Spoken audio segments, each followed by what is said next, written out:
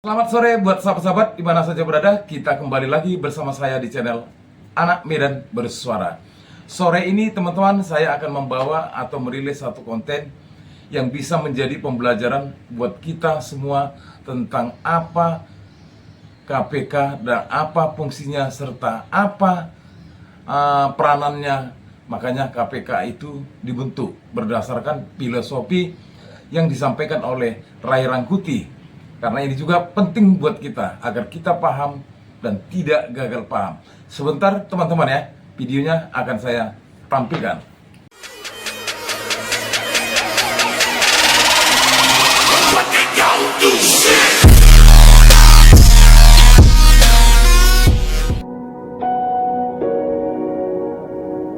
Kenapa dalam 6 bulan terakhir ini KPK seperti mengejar kasus-kasus yang berhubungan dengan orang di luar kekuasaan?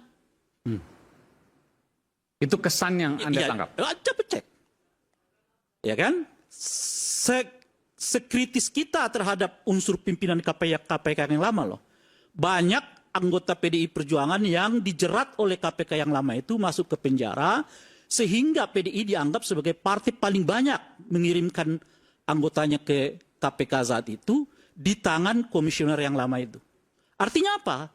Artinya komisioner KPK yang lama bekerja mengawal kekuasaan itu. Sekarang udah 6 bulan nih. Yang dikejar mereka, coba cek nih. Yang dikejar mereka itu hampir seluruhnya itu di luar kekuasaan. Padahal filosofi pendirian KPK itu adalah menjaga jangan sampai orang yang berada di dalam lingkaran kekuasaan ini menggunakan kekuasaan yang ada pada dirinya untuk menguntungkan diri, keluarga, ataupun koleganya dengan merugikan keuangan negara. Itulah filosofi dari pembentukan KPK. Filosofi dari dibentuknya KPK adalah mengawal penguasa pada saat itu ya.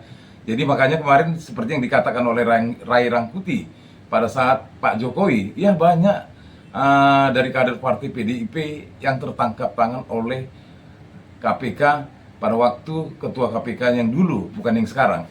Namun, dibalik itu semua teman-teman, apa yang dikatakan oleh Ray Rangkuti ya, karena adanya unsur pelemahan-pelemahan terhadap KPK yang dilakukan oleh penguasa, itulah yang menyebabkan KPK mempunyai fungsi KPK ini menjadi bukan lagi mengontrol penguasa, ya, tetapi di luar dari penguasa. Buktinya, teman-teman, lihatlah, KPK hanya bisa menangkap OTT yang hanya katakanlah miliaran. Tidak seperti kejaksaan yang memang sampai triliunan. Kenapa ya teman-teman? Namun sebelumnya, untuk lebih lengkap, kita dengar lagi penjelasan Ray Rangkuti terhadap KPK. Sebentar teman-teman. Jadi kalau KPK ngejarnya ke sono, bukan yang antar kita ini gitu loh kira-kira itu, ya kan? Jadi pertanyaan, ada apa sampai KPK ngejar-ngejar dengan uang yang sangat sedikit, ya kan? Dengan kerugian dalam bentuk yang kita sebutkan itu dapat dipertanyakan. Kejaksaan sekali pukul 1.000 triliun. Kapan KPK punya kerja sekali pukul 100 triliun? Kapan? Apalagi yang sekarang. Paling tinggi nih sekarang kita lihat tuh cuma sekitar 2 miliar. Yang dikejar oleh KPK. Makanya dari kemarin-kemarin saya mendorong KPK itu, ayo proses.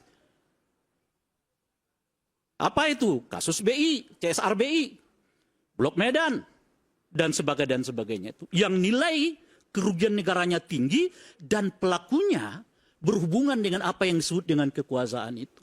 Jangan lupa Bung Aiman, saya dulu mendorong betul KPK, tanya Bung Yudi, supaya segera memeriksa Pak Hasto. Bagi saya itu penting karena ada unsur kekuasaan di belakangnya. Tapi unsur kekuasaan itu tidak ada sekarang, sehingga menurut saya bobotnya jadi berkurang.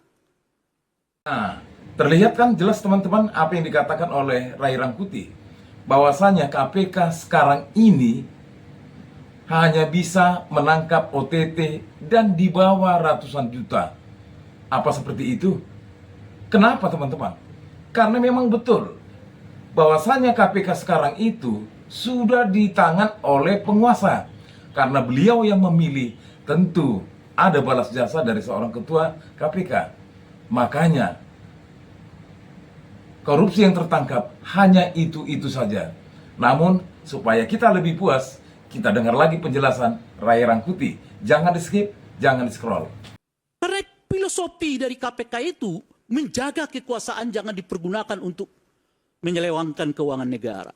Kalau di luar itu, udah jangan kasih KPK, serahkan kejaksaan, serahkan kepolisian.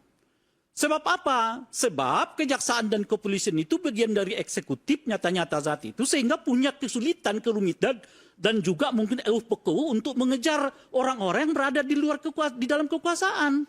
Sehingga di luar kekuasaan itu wilayah mereka. Dengan nominalnya yang di bawah 1 miliar. Kalau KPK, karena di saat itu kita keluarkan dari eksekutif, dia nggak punya persoalan psikologik itu. Dia bisa kejar. Ini malah terbalik sekarang. KPK, kejaksaan, apa namanya itu ya, ya sekali pukul 1.000 triliun, sekali pukul 270 triliun. Kan hebat gitu. Tiba-tiba bagaimana KPK sekali pukul 500 juta. Kan anjlok sekali gitu.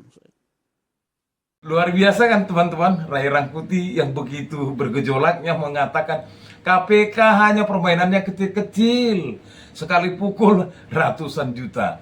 Sementara kejaksaan sekali pukul triliunan, bahkan 1.000 triliun, 300 triliun. Tapi itulah seperti yang dikatakan oleh Ray Rangkuti, sudah ada pelemahan di tubuh KPK ini. Seharusnya KPK itu jangan dibawa eksekutif, tapi dia berdiri sendiri dan fungsi filosofinya adalah mengawal penguasa agar tidak menguntungkan diri sendiri serta golongannya. Namun jangan di-skip teman-teman, ini masih ada yang lebih keren lagi. Sebentar teman-teman. Yang sedemikian rupa gitu. Dan jaksa melakukan semua kegiatan pencegahan dan juga penindakan hukum terhadap koruptor itu dengan melalui proses penyelidikan. Umumnya KPK melalui tangkap tangan. Itu dua hal yang beda. Yang paling unik dan menghibahkan saya sekarang, konon ceritanya di Undang-Undang KUHP, kewenangan kejaksaan tidak lagi diperkenankan untuk melakukan proses penyelidikan terhadap tindak pidana korupsi. Jadi ada orang yang berhasil justru dicuti kewenangannya, ada orang yang setengah-setengah saja hidupnya ditambah lagi kewenangannya. Jadi seolah-olah kalau betul itu terjadi, kalau betul, karena kita belum mendengar kepastian draftnya itu gitu.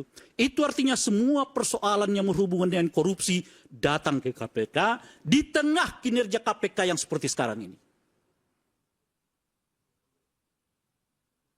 Lalu apa yang kita bisa katakan dari itu semua? Apakah KPK nggak bisa? Oh, ketuanya aja ke polisi aktif. Polisi aktif itu double. Struktur KPK-nya sendiri di bawah eksekutif, polisinya jelas-jelas di bawah presiden. Ketua KPK-nya yang sekarang. Yang dulu institusinya belum. Udah. Pakai 2016. ini, Mas. Apalagi? Pakai. Apalagi kan? Ya, jadi Firly itu udah 2019. Apalagi? Jelaskan. Jadi kalau disebut apakah ada pesanan, besar kemungkinan.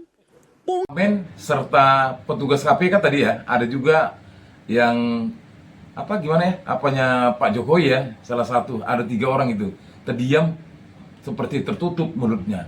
Apa yang dikatakan oleh Ray Rangkuti berbukti benar adanya, ya namanya dia pengamat politik, pasti dia tahu tentang kelemahan-kelemahan apa yang terjadi di KPK sekarang. Bayangkan teman-teman, apabila ada ketua KPK yang diambil dari polisi yang aktif, apa yang terjadi? Polisi di bawah presiden. Bagaimana? Akhirnya amburadul. Benar kan teman-teman? Jadi di akhir penghujung konten saya ini yang saya rilis, silakan teman-teman berikan komentar, share, like, dan subscribe agar konten ini dapat didengar oleh teman-teman kita dan bisa menjadi acuan kita untuk lebih mengerti tentang struktur KPK. Salam perjuangan, merdeka, merdeka, merdeka, hidup rakyat Indonesia.